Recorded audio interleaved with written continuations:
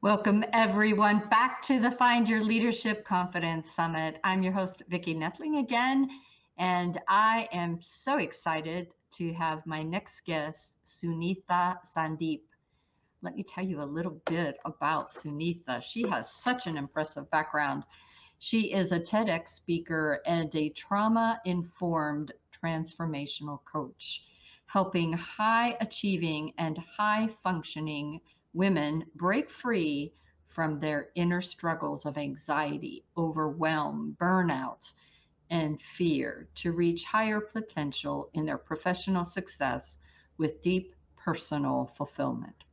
She's a certified meditation mindfulness therapist, positive psychology practitioner, trauma support specialist, spiritual coach, and an integrative wellness inner transformational coach. She is also a technical corporate leader, multi-pageant winner, Mrs. India, Maryland, for DC, Maryland in 2021, and Mrs. India USA runner-up in 2022. She's a singer, a wife, and a mom. As a thought leader, she has been actively challenging the cultural fallacy that stress, struggle, and burnout are prerequisites for creativity, happiness, and success. And her mission is to explore and unleash human potential using ancient wisdom, scientific healing, and conscious embodiment.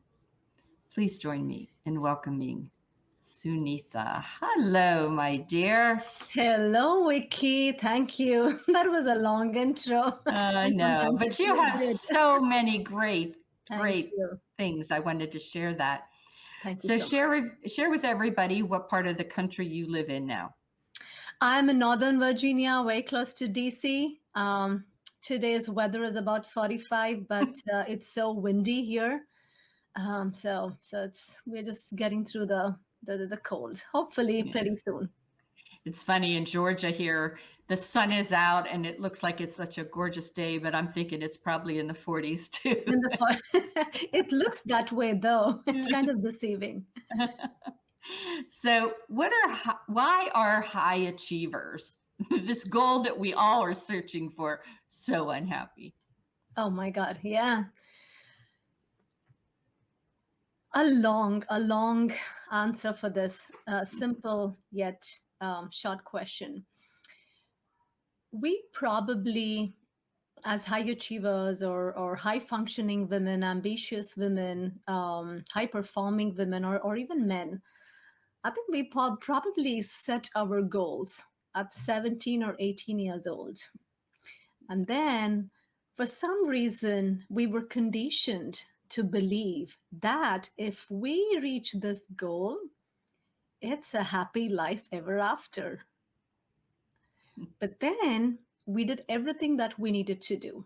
And so along the way, we also developed patterns of being perfectionist, of always people pleasing, of chasing success no matter what, becoming a success addict, always like a recognition craver. So, along the way, because all of these things really helped us, these patterns, these archetypal patterns helped us to reach that stage in our life as a success criteria that we set forth when we were 18 or 19 years old. But then we reach that stage. And somehow I feel this happening more common in women, maybe even men, but I work with a lot of women. So by the time they reach about 35, 40, house, relationship is good, they're married, kids, everything feels like a success on the outside. Yet they have been disconnected to who they truly are from within, so that the disconnection becomes like a catalyst for all of the women. And it shows up as unhappiness, it shows up as frustration, burnout, stress, dissatisfaction, feeling stuck, incompleteness, until the person goes back to who they are more connected deeply to Mm. themselves, I think the suffering will always be there. Wow. And that is so true. I remember when I was probably 18, 17, 18, just I guess it was when I was 18, senior in high school. Yeah. And I was thinking, I have to go create my 5-year plan. I created a 5-year plan. Of course, now, ladies and gentlemen, this was in the 70s. So that's what we did. So I created my 5-year plan. Is that plan anything like what I've done in my life? No. Yeah. Could that have been an opportunity for me to be depressed, anxious, because I wasn't achieving that? Yeah. Yeah. So true. So true. And what I have learned, Vicky, is that the criteria or the success definition needs to keep changing. Yeah. And it needs to keep changing, not even like year down the lane, right? And and somehow the criteria of success, we make it as a goal that needs to be achieved. Mm-hmm. So from point A to point B, and then only when we reach point B is when we classify that as a yes or no, right? Oh, okay, achieved, yes.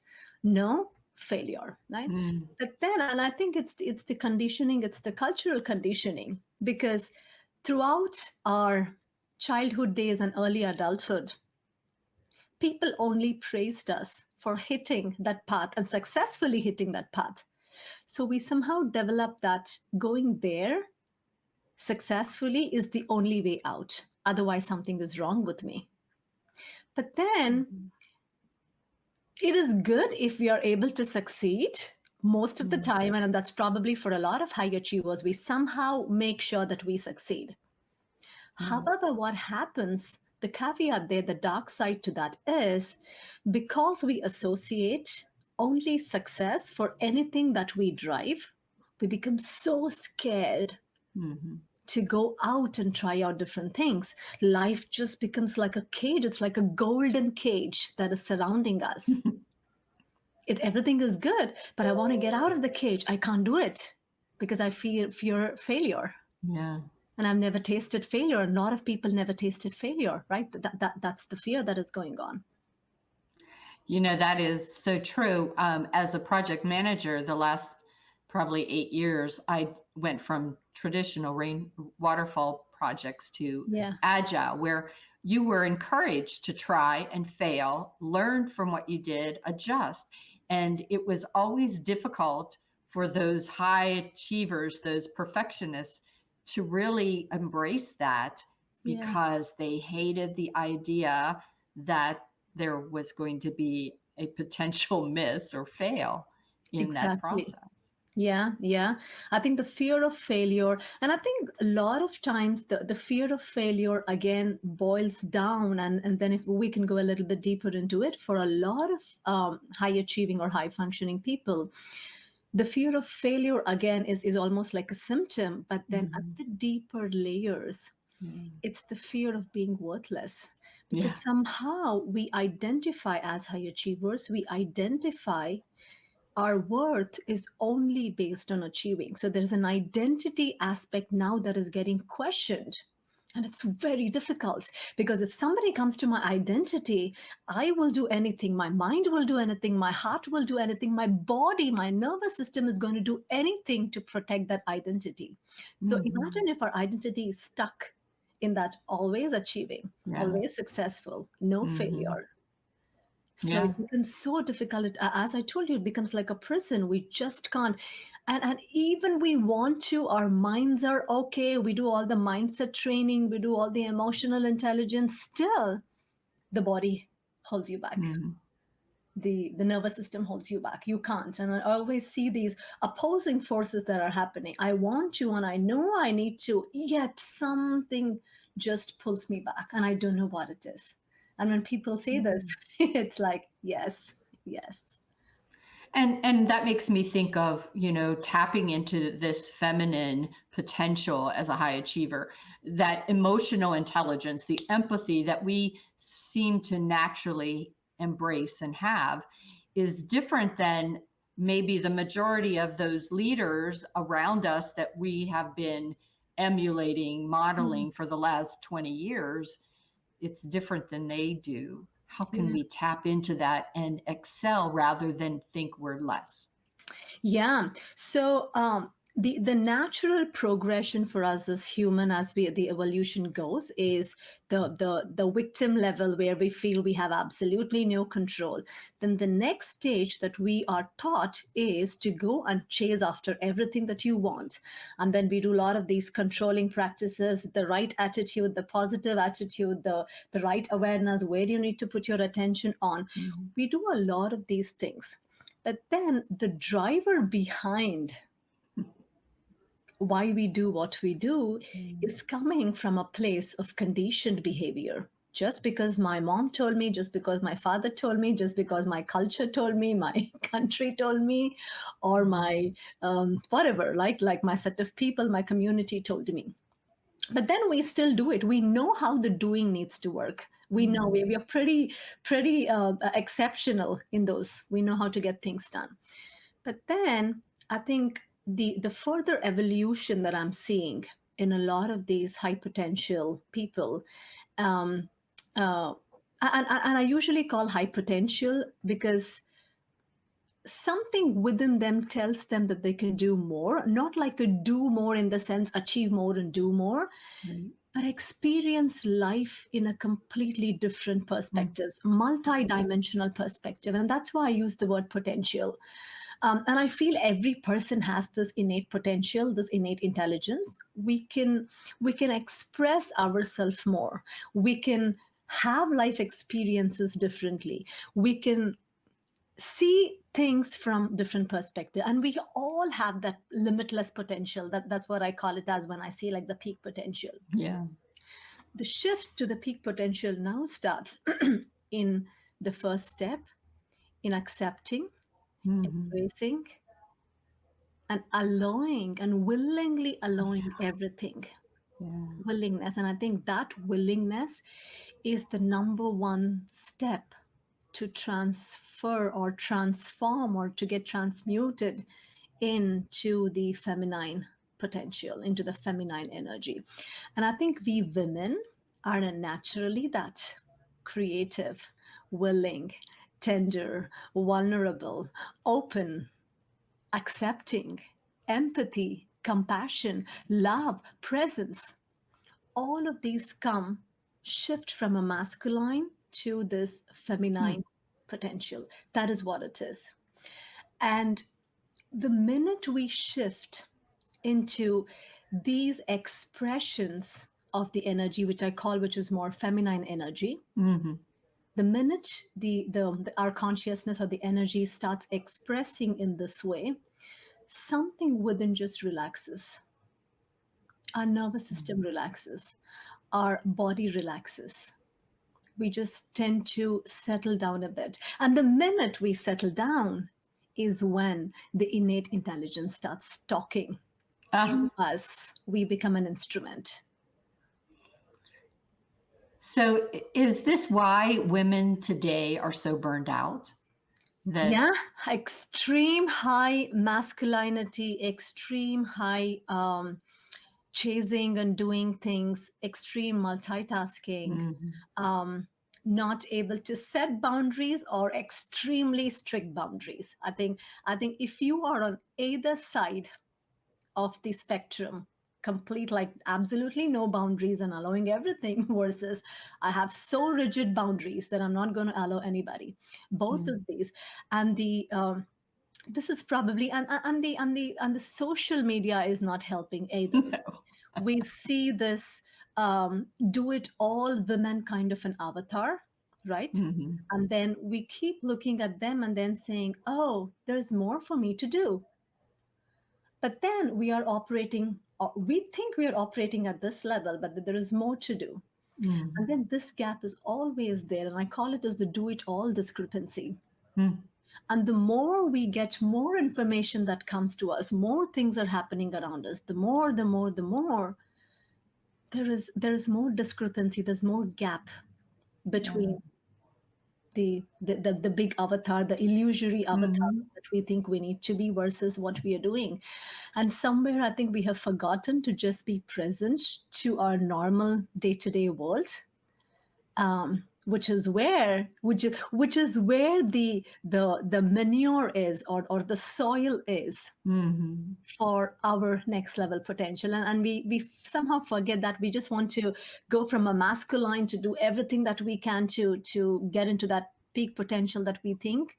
Mhm. And then the path to that is more more presence, more relaxed, more calm, more peace, more Mhm. content. And then something Yeah. within starts operating. I so agree with that. And I think Marcy McDonald talked about that a little bit earlier about being in the present. And really, we used to say taking time to smell the roses, but it is true. It is You true. know, I often talk about the fact that, with my grandsons that are so technologically advanced for 3 and 6 or 7 years old, but one of the things that I have to work with them sometimes is to say, okay, all we're going to do is like lay on the grass and look at the clouds and like, what do we see? I Yeah. mean, put it a one in comments if you ever did that, where you says, oh, well, that cloud looks like a rabbit or that cloud looks like a frog or something. But today everybody's go go go with all of the schedules, and as a working mom, it's just one of those things where you go crazy, right? Yeah, completely. And most of the women have this, I call it as a 5P struggle. They're stuck between this pentagon of profession, parenting, being a partner, trying to go after their passion, or Yeah. trying to go like look for their purpose. And that they're always struggling between these. All the time. It's like they go here, but then they fall back here, but then they can't get there and they can't get here. And the answer to that is not to be in the center always and then try to find balance between all the five and then somehow make everything happen. Yeah. The balance is, or the harmony is, to shift a little bit more into our feminine energy, the expression of that. Because now what happens is that being Mm. will guide you what you need to be doing in the world. And it may look like somebody who's an entrepreneur who can do a lot of things, who's going and changing the world, or it can look like somebody who's walking barefoot on the Mhm. grass. It could be like a corporate woman and like with like leading like, or being an entrepreneur, being a CEO of like 10,000 people company, or it could be a mother Yeah. taking care and loving her journey, taking care of her kids. It could be either. Yeah. Yeah. One of the things when I was young in corporate, I've always had this high energy and always Yeah. loved to do and do and do, but I would have bosses or coworkers that would say, "Stop! We don't want to do that. You're setting a precedence." And it always bothered me because I thought, I never told you that you had to do like I'm doing. Yeah. I'm happy the way you run the things, but this is what I I want to find do. fulfillment. This is what Yeah. I love, and why should I hamper that Yeah. Yeah. because it's not what you want? Yeah. And that is so. A lot of people with good amount of excellence face this early in their childhood days. Um, and I call it like the excellence, the dark side of being excellent, or dark side of high performing. Because there is, first of all, sometimes you can get snubbed for Mm, performing. And there could also be that you yourself feel that you feel like an outlier. yeah. Oh, what is happening, like, and then sometimes with the fear of not being attached to those people, those set of friends, Mm, you try to subdue or snub yourself from being your full expression, yeah. because you feel you can get disconnected from them. It's or it's it's sometimes nobody recognizes that, because you keep performing so well again and again, it becomes like a normal thing. And then Hmm. you need to keep performing more because now you're looking for that recognition from people, and nobody nobody gives that Nobody's because giving it to you're you. always that way. So, thinking about that, why do we suffer even though we've achieved? We talked Yeah. earlier today about gratitude journals and things like that, but as high achievers and women in the workforce today, why are we suffering? Yeah.